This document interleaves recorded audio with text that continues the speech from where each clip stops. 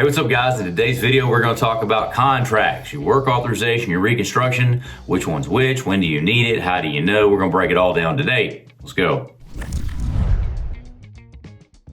All right guys, as normal, go ahead and like the video and all the good jazz, and we're going to go ahead and get started. I'm going to start with the reconstruction agreement first because that's how I got into restoration, was doing just general contract agreements. So I'm going to share with you that experience and then how we eventually got the language into what we do. If you're anything like me, we started with a one-page document and now we've got something much larger than that. This is going to be kind of that evolution. And by the way, you guys can go ahead and get our contracts that we use. Everything you'll see here, I will link it down below in the description section. All the different things. So if it goes too fast, you can literally pick up $5,000 worth of agreements for under 50 bucks with us. And if you just want another video breaking it down more, again, you can go down there and learn more, okay? So the reconstruction agreement. Normally when we were doing contracting as a whole, the terms of the agreement, they're important, right? But they're gonna be state-based as well. When you get into insurance work, there's gonna be cases to where your typical contract is going to typically have, or most attorneys will argue, and I only know this because I've been to court, they'll argue that in order for it to be a contract, it has to have a price and all this other stuff. It doesn't have to do that. There's different ways. That's why reconstruction agreement, right? Like there's different terms. There's a reason why we do everything at this point. And I can tell you this, the contracts that you would get from us, like we've had this stuff tested in court, we've beat visa with arbitration, and it's not that we have a ton of problems, but you do this for a lot of people, guys, you're going to wind up with some legal stuff. That's just the way that this works, okay? Some of these things I just chose to go to court because I wanted to know, will this hold up? Is this good enough or not? And over the years, we improved the contract to where we've settled in with what we have now, okay? So, number one, sometimes you have to call it a reconstruction agreement rather than a contract just to avoid the angle or the defense that the other party might say that it can't be a contract. So, when would you use the reconstruction? The reason why we call it the reconstruction agreement is we want to get them under contract before there's a contract amount. I'm gonna say that again. We don't write free estimates. You should not either. What we would do is we would sign the reconstruction right there when we were signing the water or whatever we were doing before we write the estimate, and it was real simple. They're like, how much is this gonna cost? We're like, we don't know. We'll find out. But the stipulation comes in this. We wanted to make sure if we were going through all that trouble to write this thing up, that we were going to get this job. And they want to know, well, I don't want to be on the hook for a bunch of money. So you got to find a way to give the customer the peace of mind they want to proceed, sign the deal with you. And then you need to have enough teeth so that it makes sense that you don't get screwed. Okay, so here's what we do and here's how the contract works. We just say in the language in our contract that if we reach an agreement, we're going to do the work.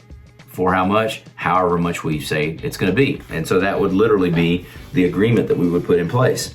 This comes into play a lot when you're going to be scoping and negotiating stuff with insurance companies and adjusters, especially for roofing. If I'm going to be doing a re-roof or something like that, I'm definitely going to have them sign the reconstruction agreement. Why? Because if and when we get, if you don't do that, here's what's going to happen. They're going to reach an agreement, they're going to get a check, and they're not going to put you on that check, and then that customer's going to quit returning your calls, okay? And you will have a lot of work in terms of driving out there, scoping it, negotiating it, etc., and you will get done out of it. We would get it signed before we get the dollar amount on it, and you should too. That's what we call a reconstruction agreement, okay? Work authorization, conversely, is any time that you're going to be doing work before you have any type of agreement. That's doing work in one case and writing it the other. I would tell you writing it is working too, right? You're just working for free. Let me give you another example. Tarping a roof would be an emergency service. That would be a work authorization. If you're doing a re-roof, reconstruction agreement before I write the estimate.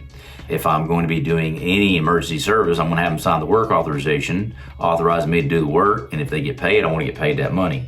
So that's how I would do it. If you don't know, have them sign them both. Just have them sign them both.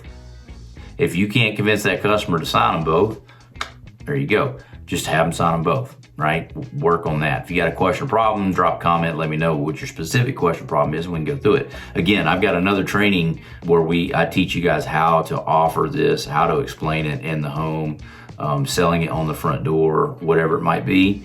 We go through and explain it. But know this, Emergency services, work authorization. Reconstruction agreements where you're going to be writing something and you want to be, you want to have the peace of mind that if you get an agreement with the carrier on the dollar amount, that that you're going to get that job, meaning the customer is not going to keep the money or hire somebody else. Okay, so hopefully that will answer the question on when to use it. So when would you use the work authorization? Use the work authorization for water mitigation.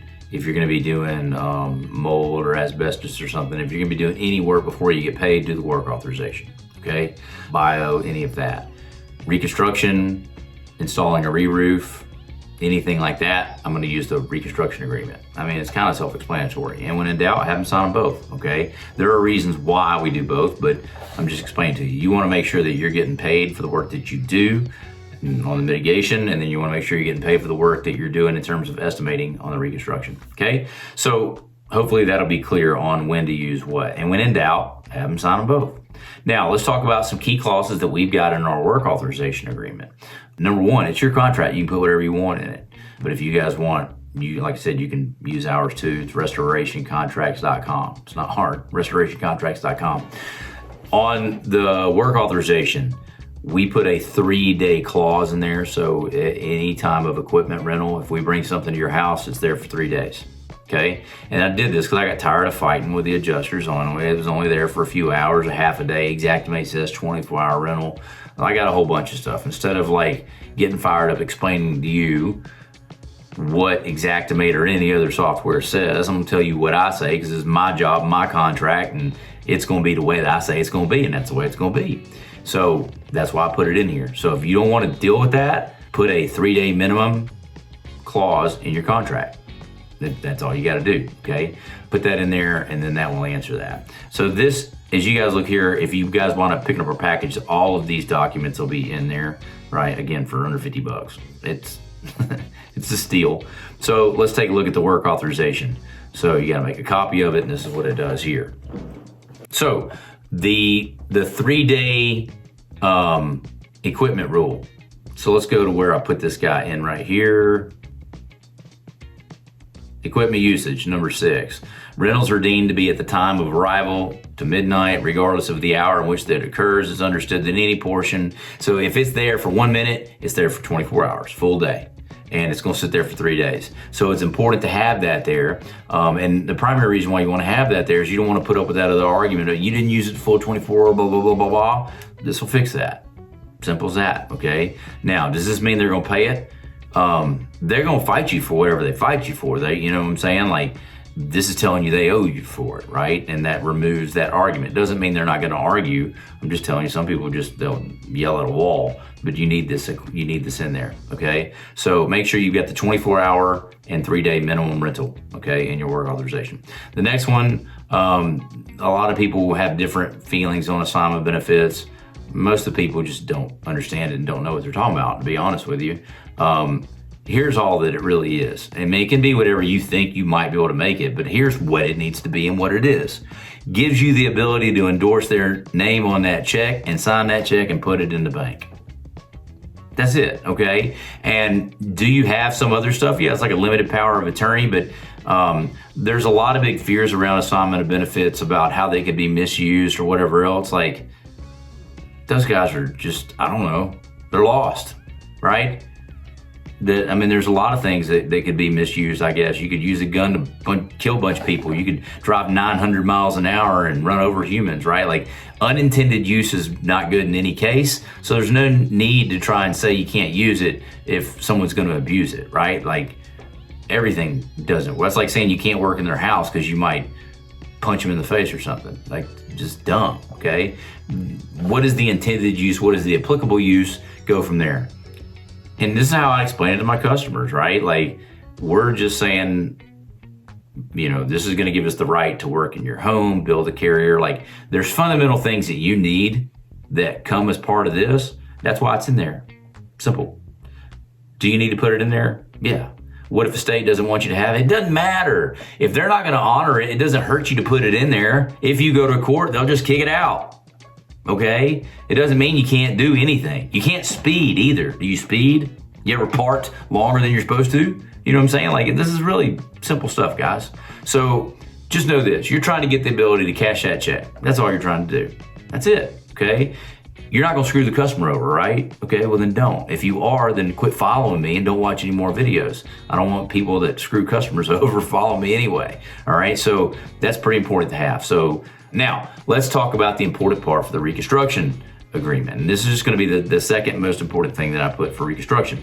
And it's gonna be this. We put a clause in there that once the contractor writes the estimate, negotiates a claim, and now granted, this is what we put in. If you can change it to where if you're going to not do insurance work, is it as flexible as it could be or should be?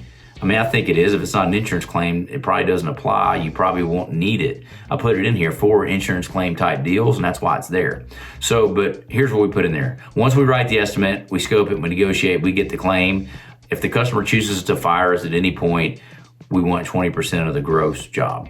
And that's what I put in there. And that is compensation for professional services and administrative fees, etc. And so that's why I put it in there. Some people will say, Shane, you can't do that. Don't tell me I can't do that. I do it all the time. I can do it. I can. I did. I do. Yes, I can. You're wrong.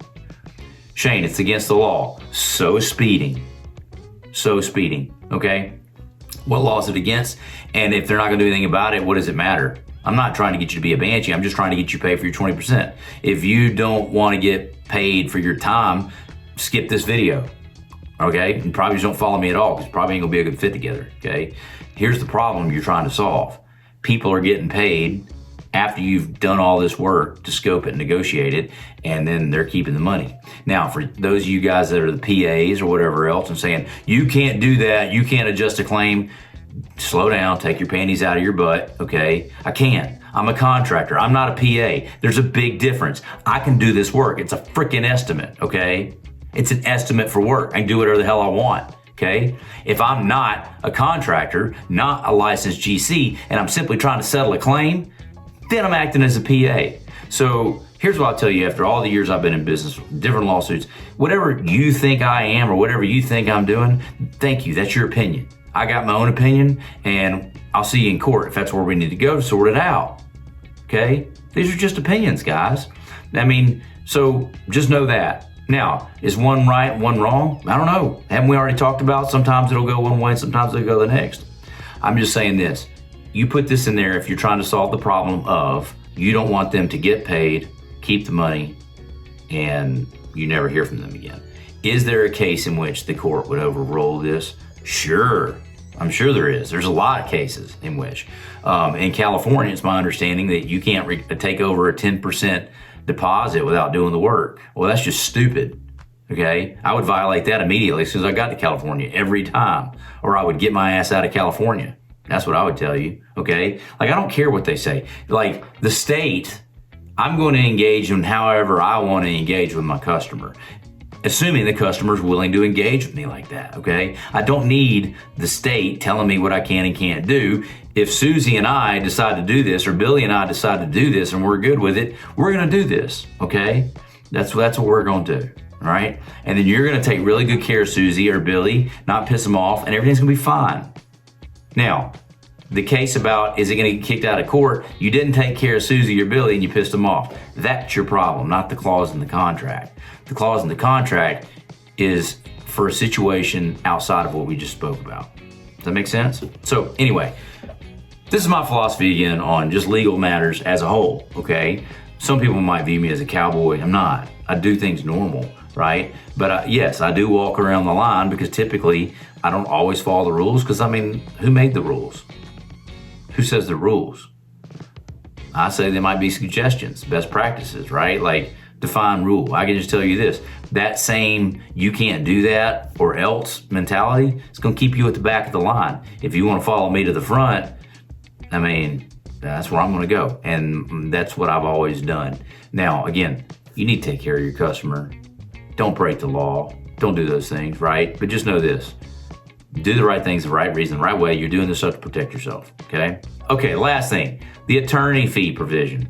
Make sure you've got an attorney fee provision in your contract, okay? There it is, the last one, letter G. That if you go to court, that they're going to pay for your attorney fees. Now, again, if you guys buy these contracts from me, you can insert your company name. Take it to an attorney first. The point of me doing this is to give you an idea of what it could look like, so you don't have to pay them, $5,000 to draw it from scratch. Take a clause or two. I don't really care. I just give it to you to give you a starting point, okay? But at any rate, you do want to make sure you get the attorney fee provision in there, because you, like the same way, if it's in here, it's law, right? Well, guess what? The judge may not give you that. I've won court cases and not got attorney fees. I've won court cases, won half my attorney fees. You can be half right. The judge gets to make up the rules, dude. And if you don't like the rules, you get a chance to appeal. That's the way the justice system is. So anyway, hopefully that will add some clarity for you guys. If you guys want to know more, go to workwithshane.com. If you want me to help you grow your business, I'm glad to help you in any way I can. With these contracts, though, you can go to restorationcontracts.com. Like I said, pick them all up. If you don't like them, return them. Money back guarantee. I don't care. It's not a big deal for me. I want you guys to have a good starting point. All right. So make sure you get those things put in your clause and share this on social media. Let other restoration contractors know. And if you do share it, tag me on Facebook, and we'll see you guys in the next video. Bye.